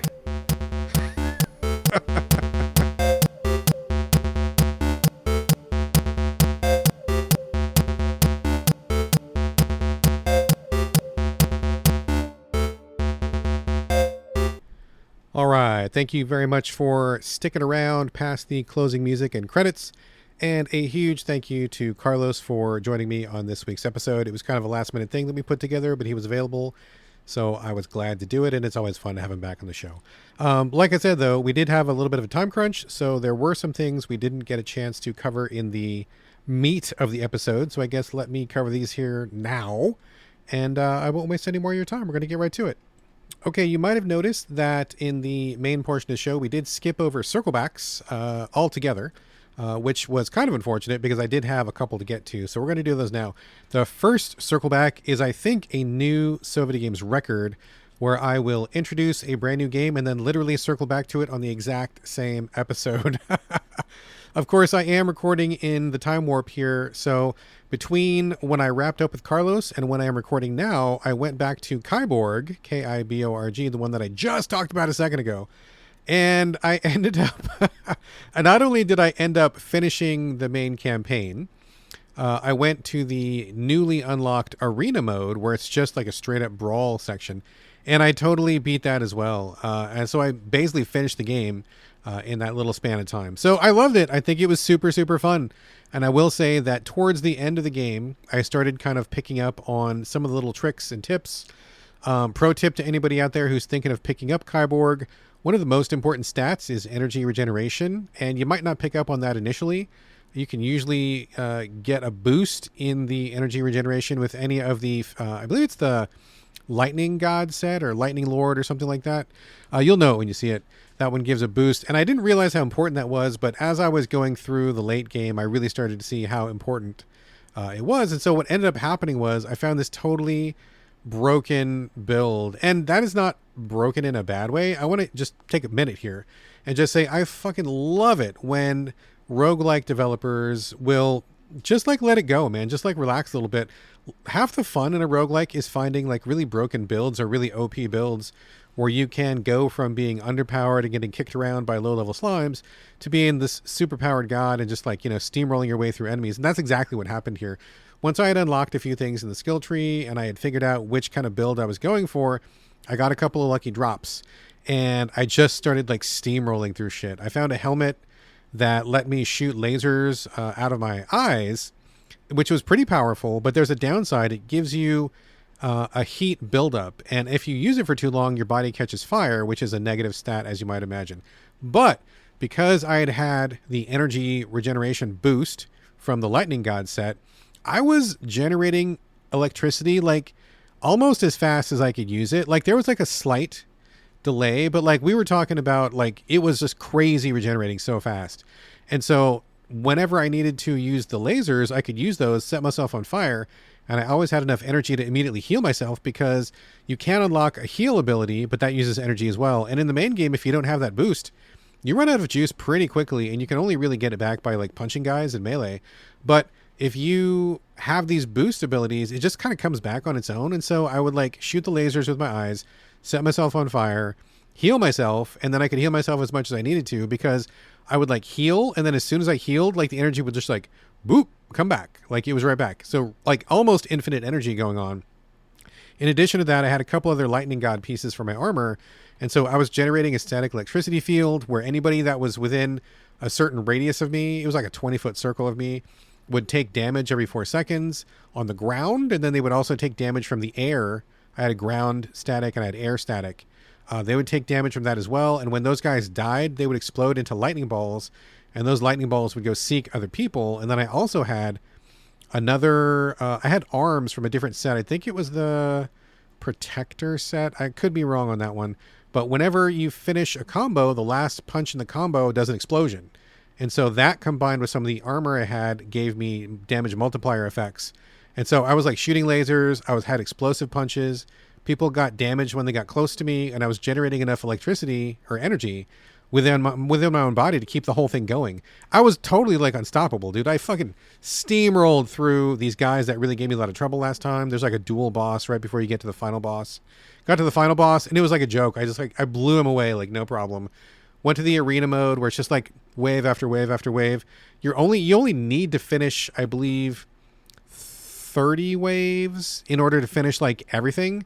I finished 30 waves. I finished 40 waves. I finished 50. I got all the way up to 75, and I'm like, these guys are never going to kill me. I'm too strong. So I just quit, because I'm like, they ran out of stuff to throw at me. I had unlocked every single thing from the arena. There just wasn't anything else left for me to do except for just like grind infinitely for money. And I'm like, okay, I went like more than double what I was supposed to do in the arena, having fun. But after a certain point, I'm like, okay, they're just never going to defeat me, and that's fine. I feel like I totally won this game, like front to back. So I had a fucking great time. That was a great way to end it, being like this basically invincible build that I had, and it was just so fun. I unlocked some stuff. I unlocked a new set of armor. I unlocked like 15 or 20 hats. Got like a bunch of money for the skill tree. It was just cool. I fucking love when people let you like game a system like that, and it just was good times all the way. So I can say here in this episode, I'm going to just go ahead and just give it a full review, since I just talked about it and I finished it. I'm going to say that even though it is lacking in some features, I think the developers really managed to find the fun. They honed in on what this genre is all about, with significant upgrades, with positive reinforcement by every upgrade you're getting, feeling like a really exciting one. The permanence, I think, was really done well. The economy was not busted. And the ability for you to find builds which really can just push the max of what you can do in the battlefield. Altogether, this was great. And on top of that, I just love like the morphing ability of like having your character look so weird every time you go through a run. Fucking great. Altogether, I give Kiborg, man, solid 8.0 for sure. Absolutely for sure. All right, next circle back is Cooking Companions, which I talked about in the last episode, a visual novel where you play a invisible fifth character in a group of 5 friends. The other 4 friends are in a cabin with you way out in the middle of the woods somewhere. Seems like it's Eastern Europe, I guess, even though the visual style is kind of like Japanese inspired anime-like aesthetic. But I think based on the writing and the names, it feels like it's more of an Eastern European sort of thing. Anyway, it turned into kind of a slowly descending horror that gets worse and worse as things go on, and eventually, as one might infer from the title, cannibalism comes into play and you have to make all sorts of weird decisions. I hadn't finished it when I talked about it last episode, and I was like, I really like how this is going. I think the story is neat. I think the twists are neat. I think my big complaint about it at the time was it just didn't feel like there were enough choices or enough meaningful choices. And so it felt a little bit more on rails than I like my visual novels to go, but I was kind of hopeful to see what would happen once I rolled credits once, to see what kind of new routes would open up, New Game Plus or new storylines or whatever, which is pretty common for the visual novel genre. Anyway, so I'm circling back to say that I did, quote unquote, finish it, I guess. It's like a really weird kind of way to wrap up, not to spoil anything, but the game takes a really bizarre left turn at the very last minute. And it's not left turn as in things got super spooky or there was a surprise twist. It's like it totally relocates to a different time and era, and there's different characters, and I'm not really sure how that integrates with the main story that I started seeing. And there's like a couple new modes that open up, but all the new modes seem just really kind of like poorly put together, and the whole game just like really fell apart at the end. And I was so surprised because like I was on board. I'm like, this is really fun. I like the story. I like the scares. I like the twists. The visual effects that they did were kind of neat, to kind of signify like what was happening in the cabin. And then after you roll credits, it's just like, it felt, I mean, honestly, like, I don't even know how to explain this other than it felt like the team had a bunch of other ideas that they didn't actually integrate into the campaign. And so they're like, okay, here's all the cutting room floor stuff. Boom, here you go. And I got to just kind of wade through it. I really did not like what happened. I felt like it completely fell apart. It lost all coherence. I didn't understand what was happening. It didn't jive with what the story was. And it just like the whole thing just got messy, really messy and unstructured. And it just lost everything about what I thought was good about it, which sucks because I really liked it last episode. I was really like on track to have this be one of my favorites of the year based on what I'd seen in the first 3/4 or 4/5 or 6/7 or whatever, what have you. But boy, oh boy, did that thing really fall apart at the end. So I just kind of quit. I didn't bother going through any of the extra stuff, and it really kind of turned me off. So, wow, a pretty rare 180, like a complete crash and burn right at the 11th hour for Cooking Companions. Very, very disappointed and very surprised about that. All right, final circle back is for Clair Obscur Expedition 33. Talked about it last episode, really liked it a lot. I ended up finishing the campaign. Between then and now, took me ultimately about between 25 to 28 hours. And full disclosure, I just mainlined once I kind of got the grasp of the game. Clair Obscur is really a very interesting game on like many levels, and I'm kind of toying with the idea of giving it a full review here, but I'm not sure. Let me talk about it for a minute. We'll see how I feel, I guess. But I mean, overall, okay, so let me just kind of nutshell. I covered it pretty in depth last episode, I believe, or the one before, but recently. And anyway, now that I've kind of gotten into it, like, I think there's so many really cool things about it. I think the art design is great. I love the character designs. I love the vibe, like their suits and the way they look like real people. And I think that a lot of the graphics are just really, really nice. The art style is definitely its own thing, and it has its own style. And one of the things I was most impressed with in the campaign was how much they got across with just a look, a raised eyebrow. When Gustav looks over and kind of raises an eyebrow when he's talking to Esquier, or sometimes at camp, like two characters will kind of like look at each other and, you know, maybe a couple of words will pass between them, but really like it's just like a tilt of a head or the corner of a mouth raising up a little bit. I think they do a lot of really, really notable expression work in this game that I think a lot of other games can take some notes from. So I think that's pretty outstanding. The music, I mean, probably the best soundtrack that we're going to hear this year, and I really don't think that I'm overstating the case there. I don't think that's hyperbole at all. I feel like every track is phenomenal. The overall composition for the entire piece as a game is phenomenal. I very rarely notice music, but this music like jumped up and slapped me in the face and said, "You will pay attention to me." And I'm like, yes, I absolutely will. All the different like themes and moments that were supported and underscored by the song. The soundtrack is just like, you know, very rarely, if you listen to this show for any length of time, you know that I very rarely talk about music because I don't know, it just doesn't factor in that much for me very often. But in this game, I think the music is an absolute triumph, like just off the hook amazing. In terms of the story, not going to spoil anything here. This is not a spoiler cast. And so I've got issues with some parts of it. I don't think that it was 100% executed flawlessly as it could have been. I felt like there was a couple, for me anyway, a couple beats where I felt like, okay, maybe that was a misstep, or maybe they could have sped something up over here, or they could have taken time over here. But talking about the main story itself, I know other people have described it like this, but wow, what a wild swing for the fences. And to be perfectly frank, I think it succeeds. I wasn't sure where it was going. I was very curious to find out. And in the overall experience, I do want to say that the story is what carried me forward. I absolutely wanted to see how this was going to turn out. I was so curious to see what the writers had come up with, and they surprised me, man. They really fucking surprised me. It was nuanced. I think it was delicate. I think it was surprising. I think it was a really, really fine piece of writing overall. It showed restraint in some areas. It showed boldness in other areas. Again, not going to spoil anything, but I will say it is absolutely worth seeing to the end, and I don't think that's true of all RPG games. It wasn't just a matter of what quests got finished and did the good guys win in the end. It was absolutely about what is even happening and what is going on with these characters, and I was just so curious, and I do feel like ultimately the payoff was there. I do feel like it succeeded in that way, and it was really, really something else. So yes, I think the story is a win. Absolutely. Not perfect. I think there's a couple things I would change, but a win. And I think it's also notable, kind of like what they did with the facial expressions. I think there's a lot of lessons to be taken from this story. I think it shows that we can reach for higher heights than perhaps writers have recently. I think that players are on board to be a little bit more challenged in some ways.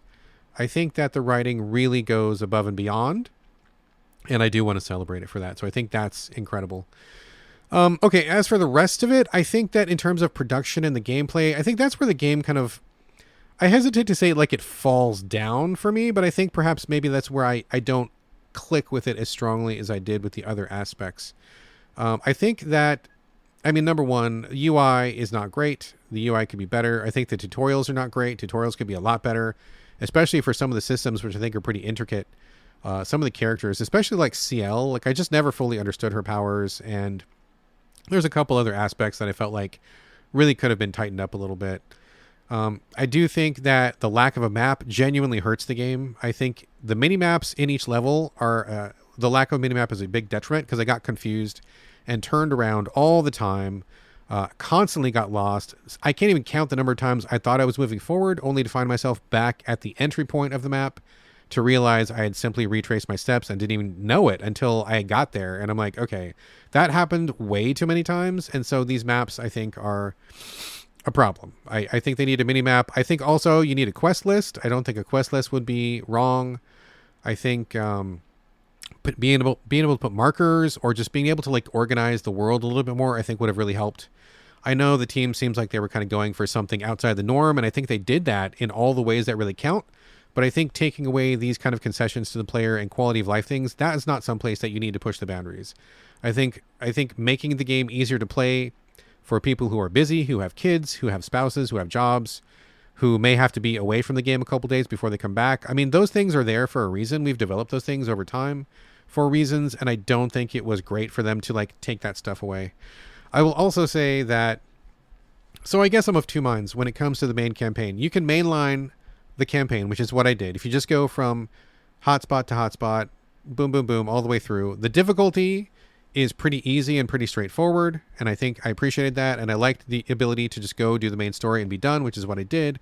But that said, I would have liked more of an off-ramp into some of the side activities. There's actually quite a bit of side content which I did not engage in for a couple of reasons. Number one, I could never remember where it was after I decided I wasn't going to do it at the time. I couldn't come back to it. I didn't have a notebook and a pen with me. I didn't remember where things were.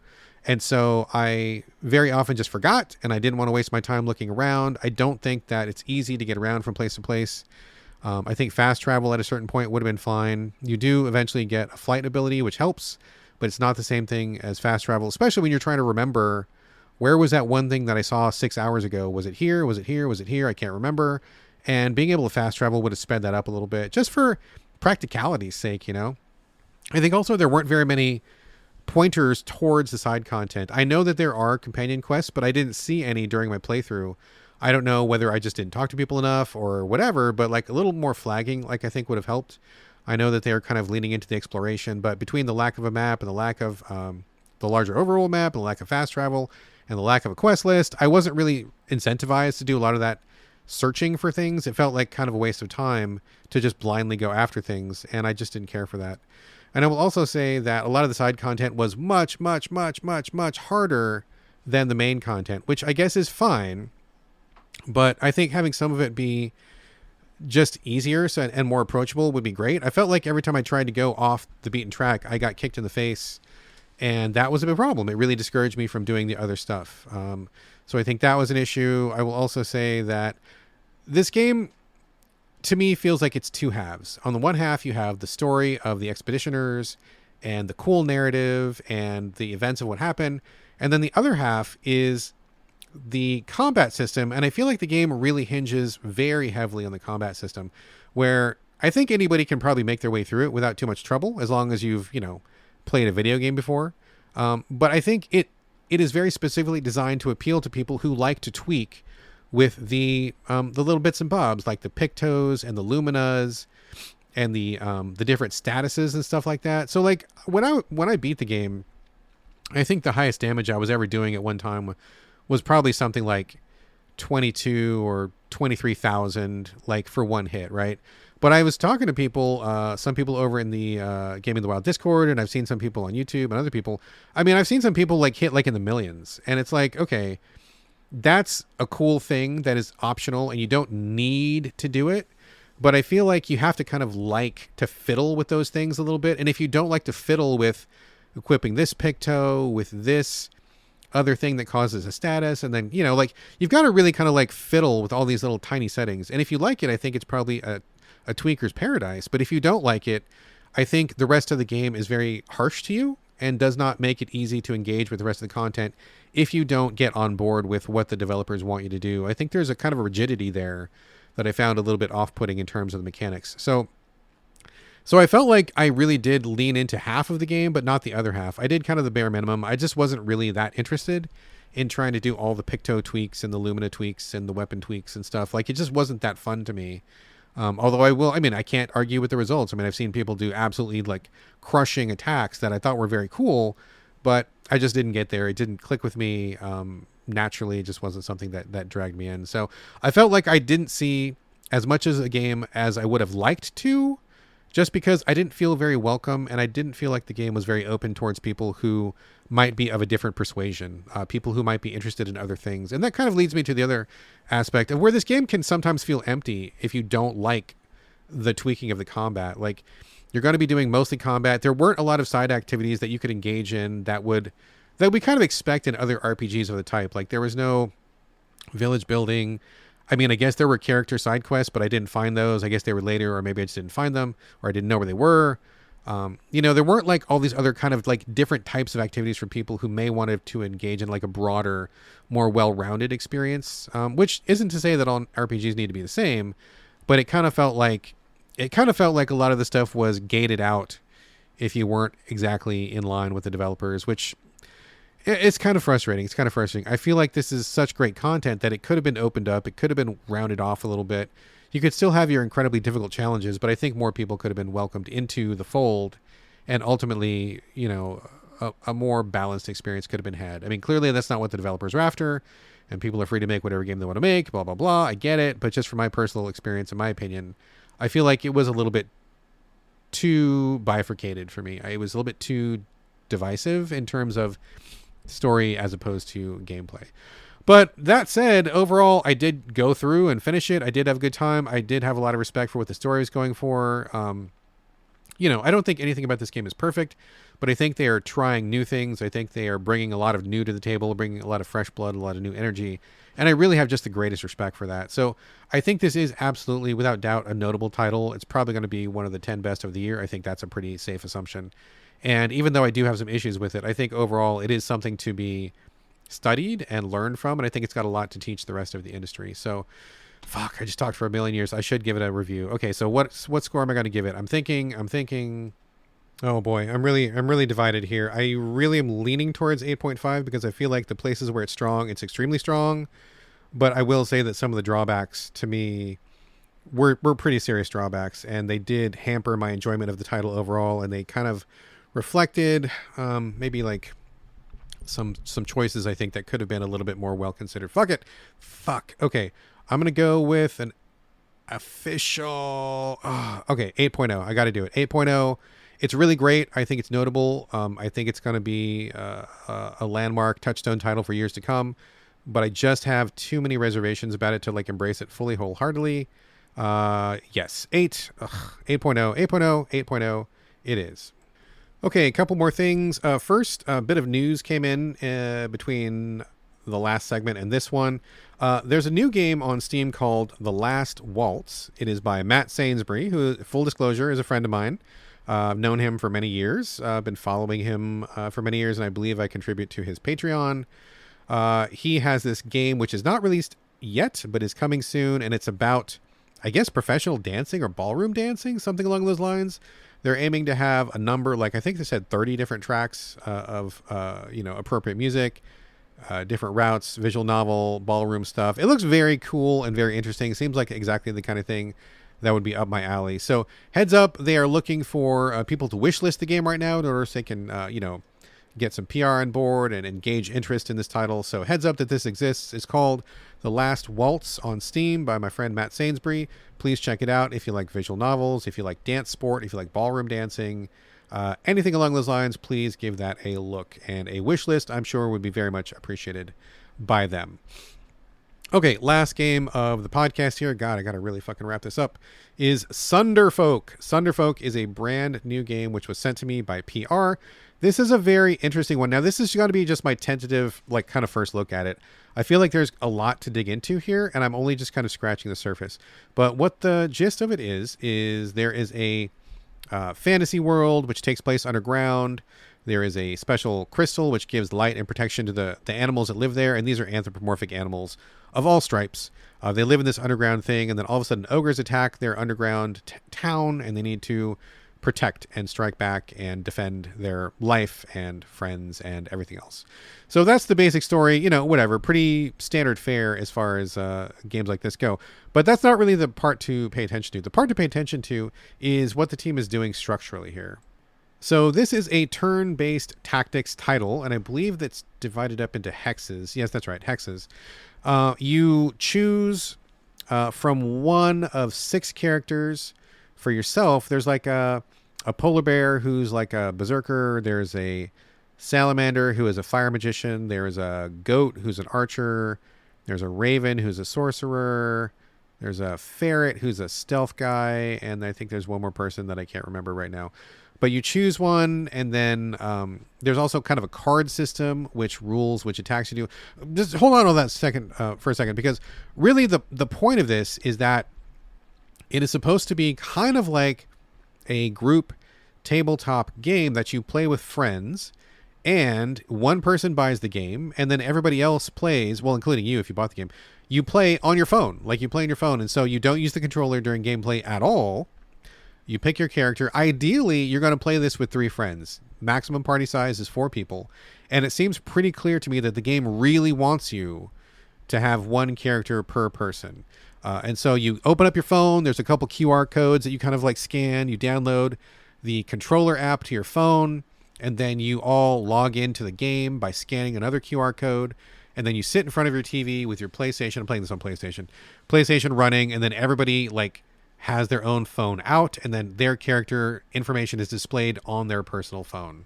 So the basic idea is that when you're playing a level, hex-based, turn-based tactics, each person has 1 character, and you communicate with each other about what you're going to do. Hey, I'm closer to this enemy. Why don't you let me tank this first hit, and then you can hit him with your arrow, or oh, hey, would you mind softening that guy up over there with your fireball, and then I'll come in with my daggers afterwards and get him. And I think it works really well. I think it's cool. I was playing with my wife, and we each had 2 characters to fill out the maximum party size of 4. And I thought it was really cool. It was a different, if I tried it myself first, and I'm okay, this is pretty just straightforward. It feels pretty clunky for me to kind of do this on my own. And obviously it's not meant to be played on your own. So I get that. So I brought her in, and she and I had a really nice time. It was fun to kind of talk about tactics and be oh, you're over here, you do this, and I'll do this. And hey, you grab that gold, and I'll grab this item. And then you kind of it felt a little bit like playing Dungeons and Dragons. And I think that's supported by the fact that between levels, or when you talk to somebody, it sounds like a DM is reading to you. I believe, if I'm not mistaken, there's only 1 person doing voiceovers for when you're in town, and it sounds like a DM who's doing voices for the party, because it's okay, your party gets back to the tavern and they all have an ale, and then an angry tavern person comes up and yells at you, oh, hey, what are you doing here? It's like a person who is DMing for you, where they're doing the different voices and the different roles and stuff like that. And I think that's kind of a cool aspect of it. As far as the actual combat and stuff goes, it is nicely streamlined. I think it is too simple for just one person who's like a strategy hound like me playing it. But again, that's not what it's meant for. It's meant for a group. And I think with that in mind, I think the level of strategy is good. You have a very limited number of like attacks and stuff, and you can swap those out as you level up. So you can customize your character a little bit with different items, different perks and stuff like that, different attacks. But you only ever have 3 attacks at once, and it kind of keeps things moving, right? Like you're not diving deep into menus. You're just choosing like one of 3 things where you're going to kind of keep the game flowing because, in a perfect world, you'll have 3 other friends who are like eating pizza and drinking beer and you're hanging out and no one wants to wait like 19 hours for somebody to go through and like redo their stats and reallocate points and hem and haw over like whatever attack they're going to do. You want to keep it rolling, which I think is great. Good idea. In terms of the rest of the experience, the art, like on the one hand, I think it looks nice. The animals look very well done and the world looks really nice and colorful, kind of warm colors. But at the same time, it looks a little bit AI to me. And I haven't asked the developers if they have used AI, but it does have a little bit of that kind of like genericized AI feel to it. I could be completely wrong. Maybe I'm wrong on this. I'm certainly not accusing anything of anybody of anything, but it does have a little bit of that kind of generic AI feel to it. So that was like slightly a little bit off-putting. I think also, like I said, we're just kind of scratching the surface right here. There's a lot of stuff in town that is locked still. There's like a number of amenities we don't have access to at the moment, and I'm curious to see what else is going to be unlocked there. But it seems like when you go back to town, if you are managing more than one character, it becomes kind of a drag. You have to like reallocate skills for each person, which I think would be no problem if you're doing it for yourself, but like to go into the menus and like give people different attacks and change things up, not a huge deal, but it feels a bit clunky. But what's even clunkier than that is there's like a conversation system, and this system unlocks rewards and you improve relationships with people, and you have to do it for each character. So if you have 2 characters, you take one character, you go in, you talk to 3 people, and then you max out your conversations for that round. Then you got to go back to your other character and talk with that character. You could potentially be talking to the same 3 people again. It feels clunky if you're doing more than one character, but again, it feels like you're supposed to be one character yourself. Like, I don't think ideally you're supposed to be juggling between the 2. I think it's supposed to be for a party of 4. So I get why they did that, and I think it wouldn't be anything I'd be complaining about if I was only managing one character. But the realistic chances of me and my wife having 2 friends over to play this for any meaningful length of time is like basically nil. I don't think that's going to work. And to be frank, I haven't checked to see if there's any online options. I kind of doubt it based on the fact that they're using QR codes to like log people into the game. I'll have to investigate that a little further. I think it's probably supposed to be couch co-op only, which again, with today's busy world, I just don't see 4 people, at least 4 grown-ups anyway, getting together to play this for any length of time, which is, I think, kind of an issue. Another issue related to that is like my wife and I chose characters at random. I chose the goat and the bear. She chose the salamander and the ferret, or maybe he's a weasel. And, we weren't even sure how they were going to play at the beginning. We were like, let's just, these guys look okay. Let's give them a shot, see what happens. And as we play through them, we learn what their quirks are and what their abilities are.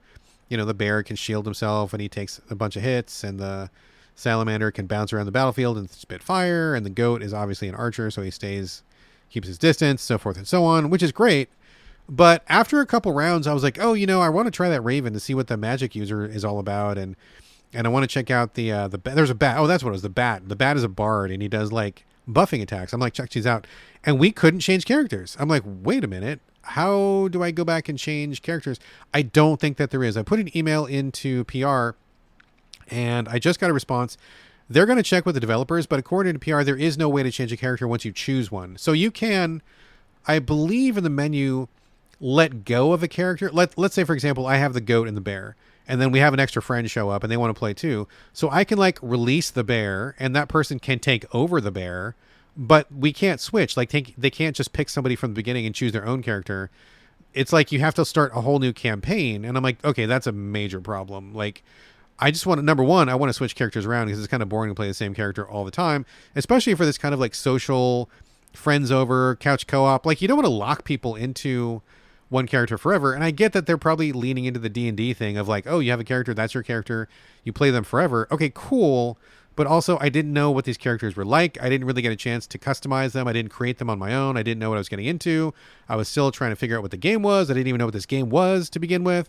And so I think locking somebody in is kind of a bad idea, especially because we were already like 3 or 4 levels in, and the idea that we'd have to go back and replay all that stuff is not like super mega appealing. And so what? The alternative is like you play one level, the tutorial level where they talk all the time, with every different character until you find one that you like. I mean, this feels very clunky to me. It feels very unoptimized. It feels very player unfriendly when you want to have this social, easy to drop in, drop out, positive experience. So I think that's a problem. I think it's a problem. So overall, again, this is not a final take. I'll be talking about this again. The wife and I, in general, had a great time. I thought the tactics were fun. It looks great. I like the idea. Having this kind of like different kind of multiplayer experience with your phone and talking to each other, I think is a great idea. But I think there are some mechanical issues to work out, and I think that they needed to communicate with the player a little bit better about what you were getting into and about what the whole angle of the game is. So I don't really want to like start a new campaign just to try out a new character to see what they're like. I feel like that is super clunky, and I wish I could change. Like maybe I want to keep 3 of the characters we chose, but I want to get rid of 1, and I can't just swap a new one in. That seems really not great. So perhaps there's an option for that in the future. Like I said, I have not unlocked all the amenities. So maybe that's an option, but at the moment I feel locked in a way that is not very positive. So I guess we'll just keep rolling with what we got. That seems like just not an optimal solution. So anyway, I'll come back to it. And I will certainly like circle back and report on it as we get in further, as we play further in the campaign, as we, deepen our characters and customize them more, as we unlock more of the amenities in town to see what other options there are. I'll report back, but so far, pretty positive. I think if you've got friends, I think this is something to look into. It's not something for a single player. I don't think that would be very fun or exciting, but I think it really needs like those other people. If you've got at least one friend that you can play with regularly, I think it's definitely worth checking into.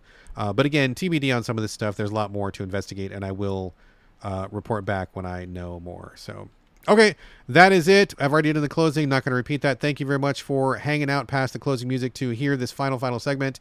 I think it was probably a little more substantial than I was planning on, but hopefully it was a good reward for you for your time and attention, and I will see you next week.